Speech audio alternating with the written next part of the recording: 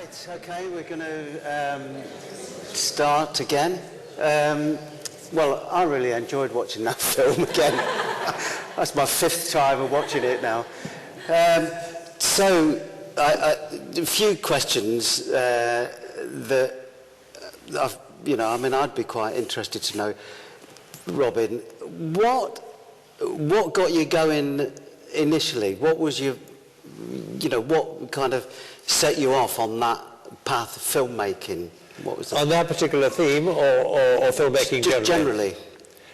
Well, I thought I was going to be an artist, and I went to Paris in the early 50s. And at that time, there were lots of ateliers belonging to the great painters of the time, Matisse and Fernand Léger and so on, where you could, for £20 a week, enroll. And the great master would come in and look at your work and say something reasonably rude usually, and he also would give a lecture once a week, and it was a very nice way of spending a student year in Paris. But I was a figurative artist, and I couldn't really adjust to abstract impressionism, which was at that time happening.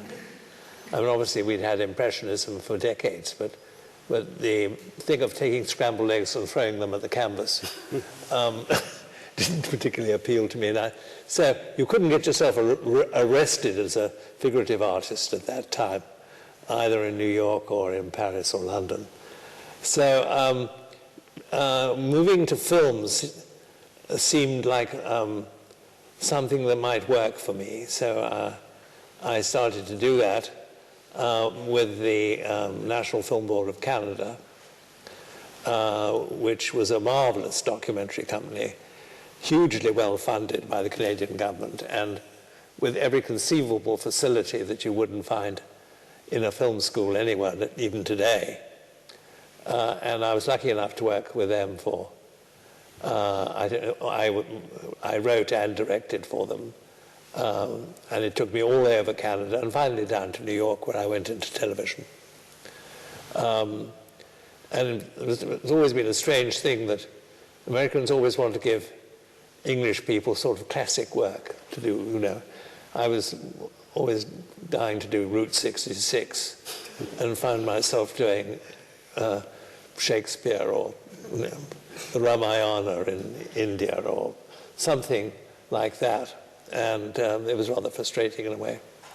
I was interested actually because of these debates in a memory of those days when I was actually doing a highly commercial thriller in which there was a lady with a big scar on one side of her face. So when you looked at her from this angle, she was beautiful. When you turned her head, she looked ghastly. And it happened that at that moment they were having the debates, the first debates in America, but in this case between Senator Kennedy and Vice President Nixon. And I needed a really good makeup man to handle this scar that she had, because it was very hot and she perspired, and the scar kept on coming off her face. And so I sent for a very, very, very good a makeup man who happened to be working in Chicago and was preparing to make up the vice president. And I called and said, could he spare just a few hours for me with my problem? And I was making this film in Detroit at the time. Anyway, he said, well, I've got to be on the whatever it was, plane, because I have to be back for Nixon. Anyway, the heat was ghastly, and we couldn't keep this damn scar on our face. And he missed the plane. And Nixon, everyone said the following morning, looked sweaty and... That was your fault. So when I tell that story to my Republican friends or relations, they're absolutely livid.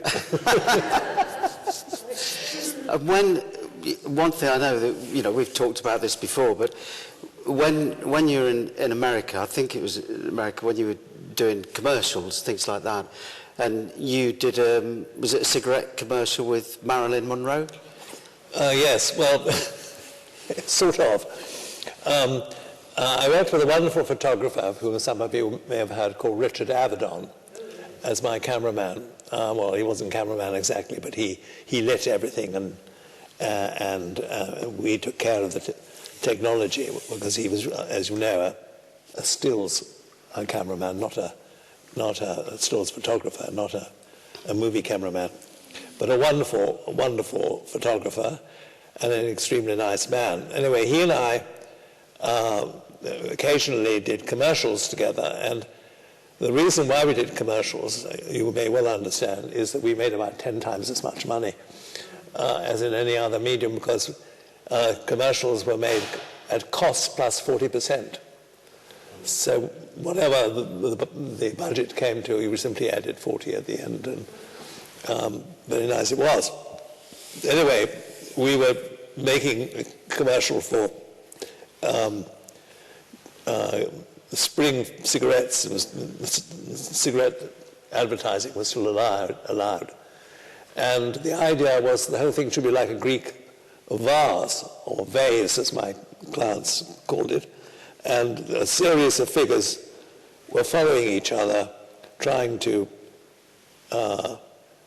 get the person ahead to take a cigarette, and it had to be shot from the waist down. So it suggested we had to use dancers. And it was all in one movement and one shot.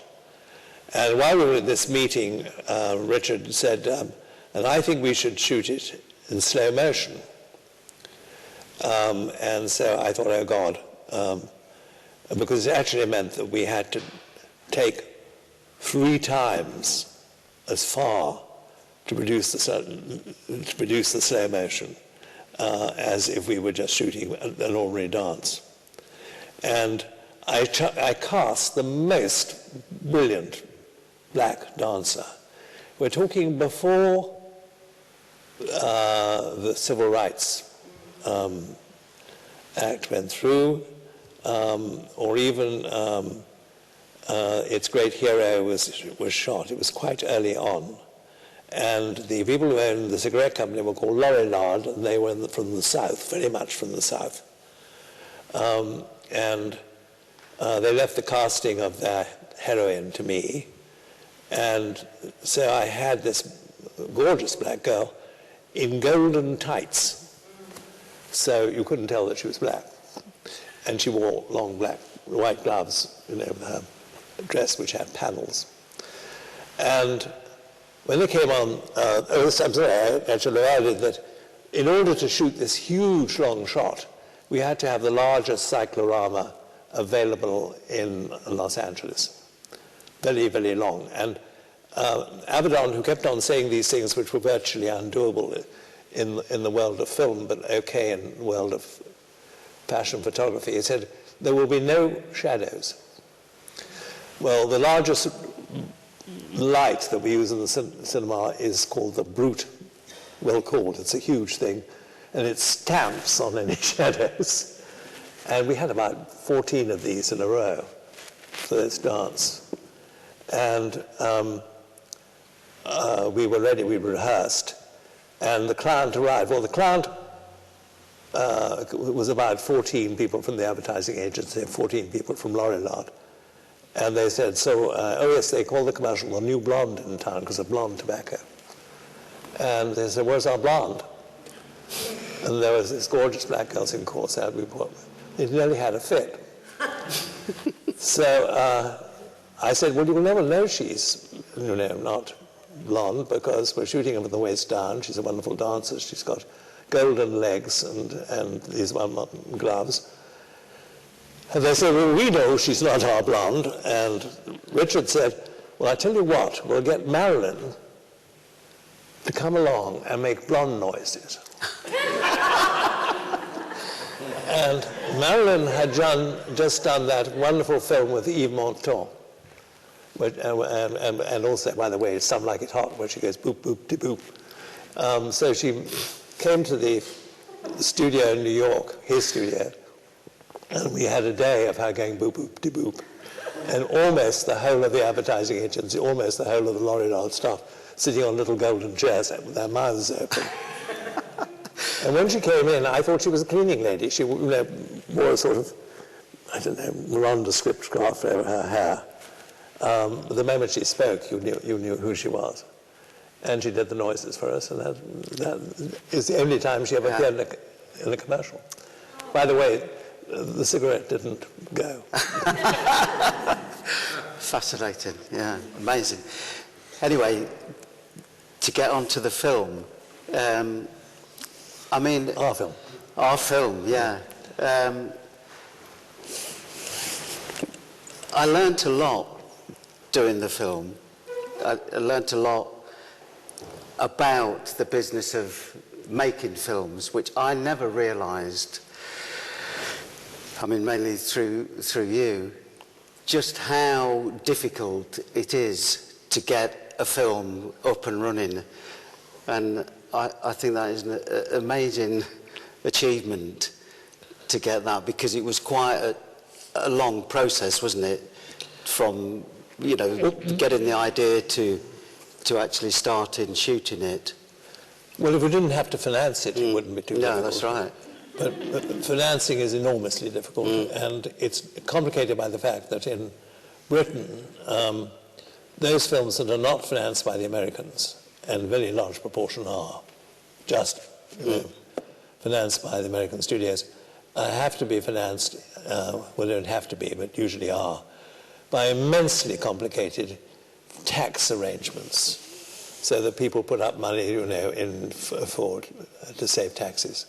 And the government, not only this government, but the government before it and the government before that, keep on moving the goalposts. And people who put a lot of money into the film find that for some reason the tax people have made a mistake, and rather like the people who are running the railway did at the moment. And so they lose their money. So that makes it even more difficult to raise. So yes, but you have to go through that. It's one of the crosses you have to bear if you're in films. What is much easier is to go to America and let them do all that. But unfortunately, not possible here. Yeah, because just to, you know, I hope you won't mind me saying this, but the year before we made the film, we were all set to go virtually, weren't we? And everything was in motion. You got the production office set up in Wardour Street, I think it was, and it was all systems go. Having spent, you know, quite a few years with yourself trying to raise the money, and we were all set to go. And I think it was two or 3 weeks before we'd got the go date. It was all set. I'd spoken to costume people, makeup people, and everything. And then, because of the bank crash, I think it was Bear Stearns, wasn't it, that one of the investors pulled out, and so with 2 weeks before the shoot date, it was stopped. Well, the trouble with that, of course, when it happens, and it does happen, is that you still have to go on spending money because you make commitments to all sorts of people. I mean, in one case, we had what is called a play or pay agreement with an actor for £100,000. So it was £100,000 if he played, and £100,000 if we didn't have the film ready on the date when he was supposed to play. And so we just poured £100,000 down the drain on that. So that is a very difficult part of the industry. But we try not to think about it. It's like childbirth. Once you've been through it, you hope you've forgotten it. And otherwise you wouldn't be able to do it again, if you see what I mean. Well, I was absolutely amazed, because when that happened, I thought, well, that is the end. But I've never met anybody more dogged, determined, sense of conviction than you. I mean, to kind of pull it back from that, and then the following year we're off again and we actually do it. I think it's amazing. But, you know, I mean, maybe that, because that world to me is completely alien. That would have completely floored me, and that would have been the end. Well, it is a fairly common experience. Orson Welles had about 3 films running, which he'd shot a little bit of, and then he had to close it down because there wasn't the money didn't arrive, and so it went on. You know, there are a lot of producers and directors, particularly ones who work with British films or European films, who have that problem. But let's not think about the money. No. The theme of both The Wicker Man and The Wicker Tree, have you always been fascinated by that? You know, the paganism versus Christianity. Has that always been something that's fascinated you? Well, I'm very interested in comparative religion. And not long before we made The Wicker Man, I had read a lot of, because there are 15 volumes, I think, of Fraser's Golden Bough. Right, yeah. Which is an amazing kind of detective story going back through all the religions almost to the first moment. And interestingly enough,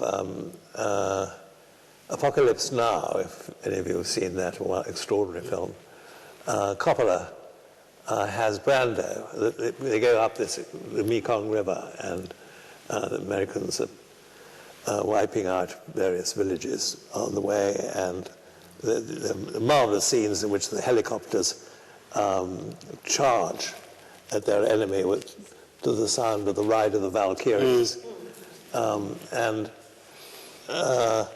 But at the very end of the film, you come to this person, in a way it's a steal from Conrad's Heart of Darkness, holed up, he's an American, like the final character in The Golden Bough. He cannot sleep. He waits till his successor comes to kill him. And he has to keep awake, and he has to keep awake because that's going to happen. And actually, rather, I thought, tastelessly, difficult word to use here, Coppola actually had the Golden Bough on his table. Nudge, nudge, look, look. You know, this is what this is about. But to answer your question, there is so much that makes marvelous stories in that book that you could go on forever. And we've used just little bits and pieces of it. The other thing I should say, which I think may interest some people who've seen both films, is that Tony Shaffer, who wrote the screenplay for the first film, and I were partners making television films and commercials and things for about 14 years. And he was a great games player. And he would plot terrible practical jokes on other people. And he expected them to be played back on him. In other words, it was a kind of life game that he played.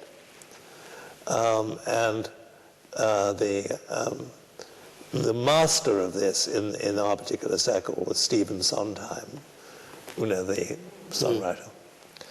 And when I first met Tony, he came over because I had been lucky enough to win a prize, and a big advertising agency in London wanted to put me in business in London, and I've been working in New York up until then.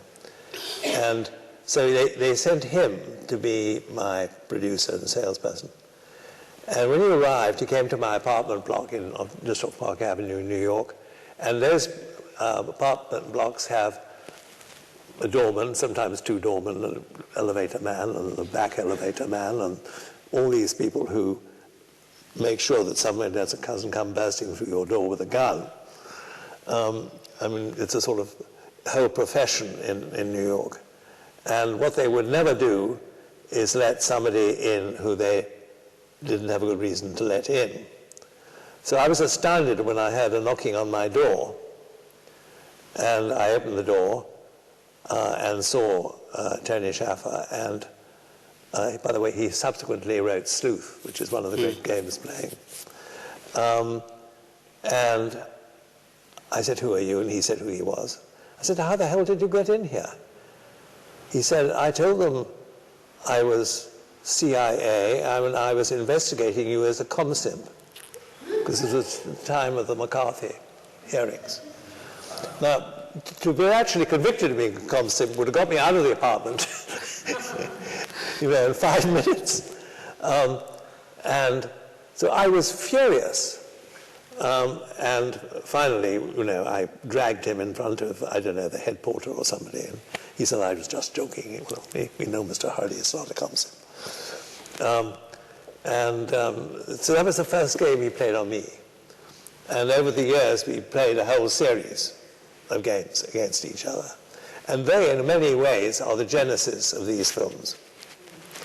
Because I'm, for instance, not to bore you with more of these, but I mean, there was one in which this was my revenge for one of his more heinous attempts. We were shooting in Puerto Rico on a hacienda coffee plantation, and he had landed in San Juan and was coming up to see us, and I'd sent a jeep for him, and the jeep got as far as our gate. Well, our gate to our hacienda was about 100 yards away, no more.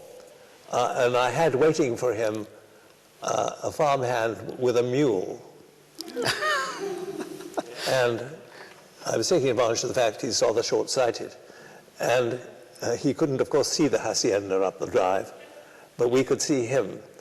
And he was raised in sort of arboreal Hampstead, where he'd never been on a horse, probably betted on them, but never gone near one. And he had to ride this because the peer didn't speak a word of English. And there was a leading rein, at least. And we watched him, in the hills around us for several hours, struggling with this mule. Mule wasn't at all pleased anyway to have him. And eventually he got back to the gate, and he saw us coming down with a gin and tonic in our hands for him. He was very, very displeased. And I felt that was one of my better ones. But I mean, so, you can see there's that mind behind these. These are games. The journey through them are seeded with clues. I mean, the film you just watched has God knows how many clues as to what's going on the way to the scene where they reverse, the power of the blood. And so I think that's a very important ingredient in the films. The other thing I'm curious about is after the Wicker Man, you did another film, didn't you, the Fantasist, which, I mean, if you haven't seen it, I mean, you get a copy. I think it's a great film. And after that one, which I think was 79, something like that, then the big break until this one. Well, you got to remember I've written something like 6 novels in that time. Been married 5 times. Yeah. Have 8 children. So, yeah, so it's a wonder that you had time to do any films then, yeah, really. I mean, the Fantasist, I thought I really enjoyed that film. Were you pleased with that one? Yes, it's in my way. It's not anything to do with the other films, and it's completely different. And it's based on a book by Patrick McGinley, who's a wonderful Irish writer. And Patrick had a lot of fun sending up the island of the EU. I mean, the European Union, and all its implications and all its benefits hit Ireland, it changed Dublin dramatically. And in a way, it became, a lot of people became very pretentious and so on and so forth. And McGinley made a lot of fun of this. And so that's the background to the film. But the film is a thriller. It's a straight thriller. No, it's very good. I really enjoyed it. So let's ask the audience if they've got any questions that they'd like to put to Robin or myself, if you've got anything for me. Yeah. Why Americans? Sorry? Sorry, quite unlike the previous film, there was the two star Americans and this one. Was it anything to do with financing? Or is that No, nothing.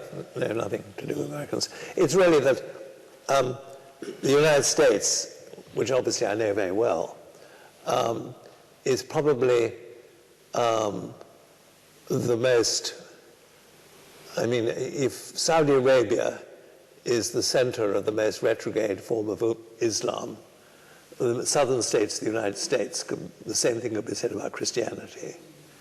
So it's very interesting to me to see how this, how people from that particular background behave when they're faced with a world which they just can't begin to understand. And I mean, you get it with Mr. Romney when he comes over for his, his PR trip before his election, or rather his candidature. A total misunderstanding of what's going on, and a lot of it based on religious beliefs. And so I couldn't think of any other country. I mean, I couldn't have done it with a couple of Venezuelans. I couldn't have done it, with a couple of Haitians. It wouldn't have worked. But it does work with them because we are sufficiently familiar with the literature of that world. I mean, we've, most of us read Carson McCullers and all those, wonderful Southern, Tennessee Williams, and so it's accessible to us to have people like that. And also, I think it's very important, and I've tried, and I hope you will agree that this was successful in this, not to make them villains. I mean, these two young people are innocent in the real sense of the word. And yet they have these strange beliefs. And they believe them absolutely as if they'd learned them by rote, which they probably have. So that's why. I can't see. Yeah. Given that in most film schools, Wicker Man is thrust in front of your film student and said, this is filmmaking, this is what it's all about. With that hanging in the background some 30, 40 years ago, when you made this film, did you start off from the point that that this is a standalone story and a standalone film without the original Wicker Man having any effect on it? No, I don't think we did. I don't think we had any idea that it was going to be anything like as successful as it was. And interestingly enough, its success was born in the United States, not over here. Although it did win a big prize in Europe before we took it to the States. But the British distributors tried to bury it completely. They thought they couldn't understand it. What the hell was it about? And all these songs and this sex and there's no proper horror. Where's the blood? I mean, it was a disaster from their point of view. The head of British Lion said to Christopher Lee, I think it's one of the worst films I've ever seen, and it's completely undistributable. Christopher then put the film under his arm and went to France and won a Grand Prix for it, whereupon the British critics had to look at it. But at that point, I couldn't wait to get back to the United States, where, frankly, you see, the interesting thing is that in the early 70s, this country had really passed out of the film era completely. All the cinemas have been made into bingo halls or Nelly Hall. The average person, the average sort of, middle-class person, for instance, if you ask them how many times they went to the cinema, they would say, well, maybe one, because there was a big Disney picture or something, or Gone with the Wind was being repeated for the third time. That was it. Whereas the United States, which even then had something like 5,000 film departments in their various universities, to not have seen lots and lots of films like reading lots and lots of books was to be illiterate. That's a big contrast with their religiosity, interestingly enough. But here, film was, why would you go to one of those? You should be reading a book or going to a theatre. There was a kind of snobism against it. And so I think that when we made The Wicker Man, we were lucky, in fact, we had sort of virgin soil to work on. Here was a film which was about something which didn't fit into any of the then usual popular molds, and as a result, the critics loved it because there was so much to write about. I mean, the thing with the critics is you should make a good film, but really, above all, you should give it plenty to write about. And they did. But in the United States, the film was really taken to people's hearts, and the reviews were absolutely amazing. I mean, did you think when it had such a kind of a bumpy start, if you like, that, would you have thought that 40 years on, it would have reached the kind of iconic status that it has reached? I didn't expect to be around 40 years.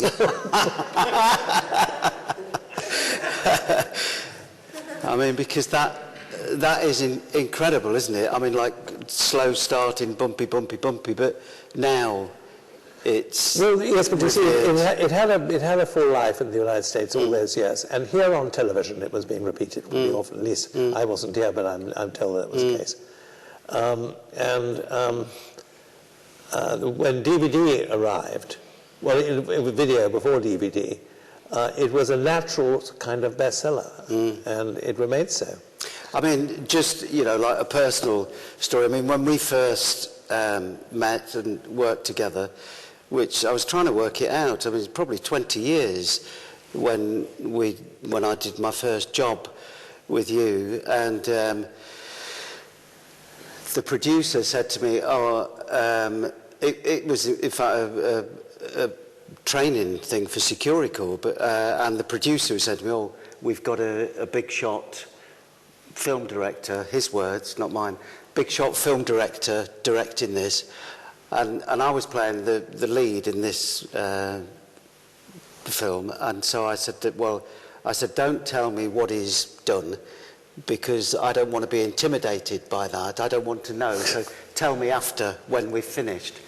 So a week or so later, after we'd finished, and we were having a drink at the end of the shoot, and I said to the producer, I said, okay, what's he done?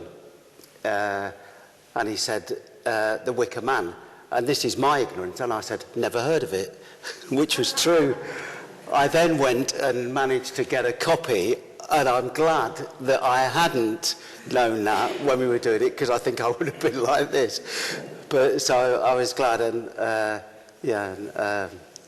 that was quite a thing. But yeah, so I know, I mean, I can see in this country, probably, 20 years ago, I mean, I hadn't heard of it, but now, I mean, it's... It's interesting how, I mean, every college,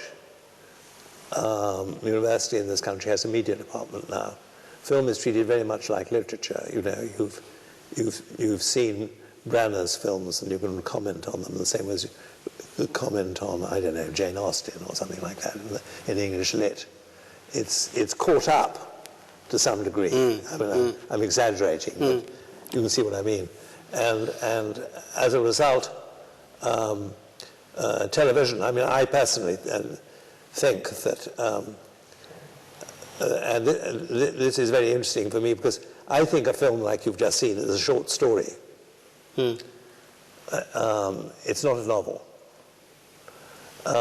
It's got enough characters, enough incident, and enough atmosphere, I hope, to interest you for as long as a short story might. But the great novels at the moment are being written on television. West Wing, for instance. And the Americans, well, you have to admit, I think are writing some of the best of them. And the Danes, I don't know if any of you are watching the Danish contributions, which are extremely good. But the Americans are, with their teams of writers, are doing amazing work, I think. And we are running to catch up in many cases here.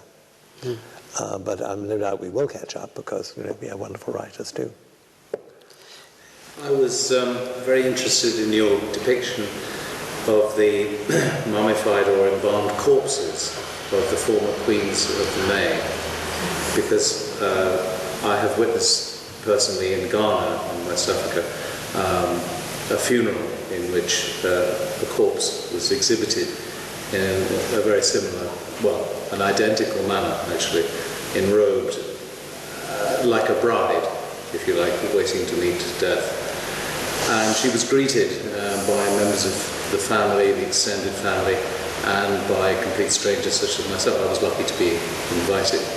But I wondered where you got this wonderful sort of correspondence with the reality in another part of the world altogether. Well, again, the Golden Bough is, Fraser's Golden Bough is full of this stuff. I mean, for instance, the slightly away from that, priestly robes, I mean, Roman Catholic, Anglican, mainly, and other priests, wear clothes which we might say were feminine. They're much more like dresses.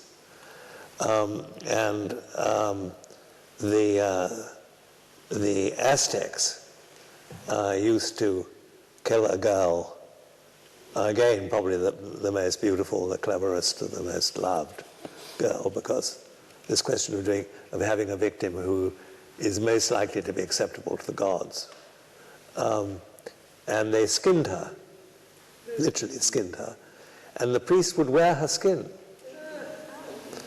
And that, in a way, was an origin of the female dress for priests in some societies.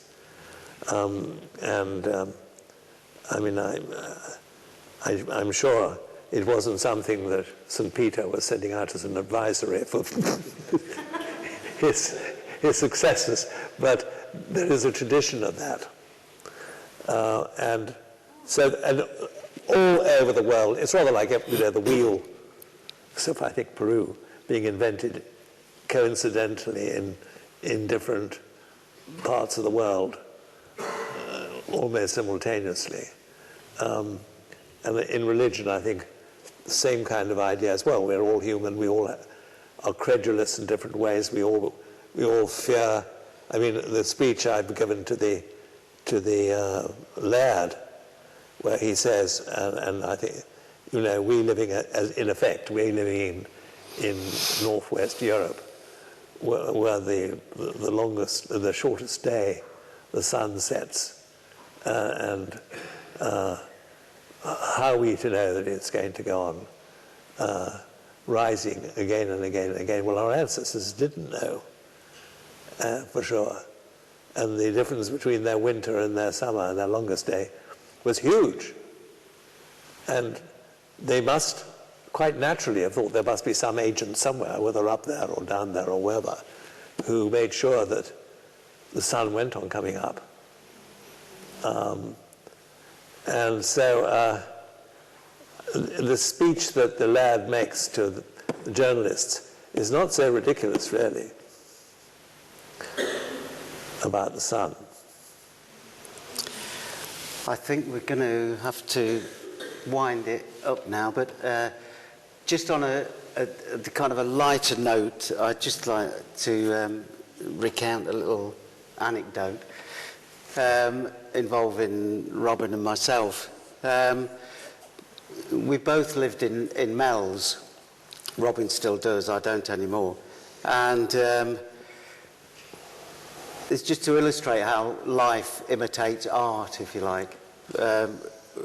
One night, kind of early hours of the morning, sort of 12:30, midnight, I don't know if you remember this, Robin, but past midnight, 1 o'clock, I was sitting, I hadn't gone to bed, I was just sitting in my living room, strumming away on my guitar. And I heard an alarm sounding, and I thought maybe it was the post office in the village where we live, in Mells. I thought maybe the post office had been broken into, as it had been several times. So I thought, well, I'll go out and have a look and see what's going on. Anyway, so I walk out, absolutely deserted, nobody about, but there's an alarm sounding, which in fact wasn't the post office, but it was a house on the corner, on the sort of triangle. And I'm just looking at that, and it's starting to rain a bit, and I just look around, nobody about, and then I see somebody walking towards me, and it's Robin. And so the two of us are standing in the middle of the road in Mells at sort of 12:30, 1 o'clock in the morning. And Robin said, well, I think those people are away. Do you remember this, Robin? And the burglar alarm was going off. We should go and investigate. And I'm thinking, no, I don't think so. We'll just leave it. So, but Robin, he's off, and he's, no, we're going to have a look. So I said, but if there are people in there, then they might hurt us, so let's leave it. But no, Robin's there looking in the windows. Anyway, when we kind of realised that actually there was nobody in there, so it was probably a faulty burglar alarm, but we weren't sure, so Robin said, we'll ring 999. So we went back to your house, and I think we had a whiskey.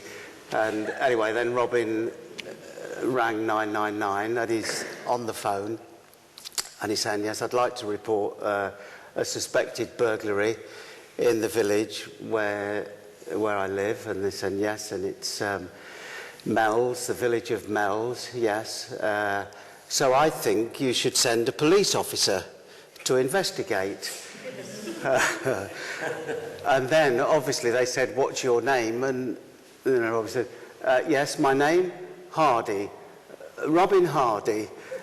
At which point I thought, if that person on the other end of the phone was a film buff, and they were a fan of The Wicker Man, there's no way they would have sent a policeman out. But I thought, what a bizarre thing, you know what I mean? I thought, anyway, yeah. But just very briefly, before you wind up, John, I'd just like to say a personal thank you, Robin, for giving me the chance to be in that great film. So thank you. Well, thank you and the Raven. Yeah.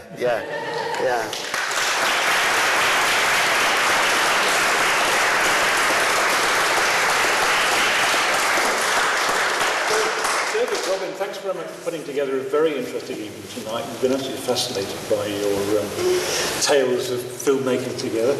And Robin, you must have got enough anecdotes to fill several volumes of autobiographies. So come and tell us some more next time. You didn't even get round to Mark Weldon.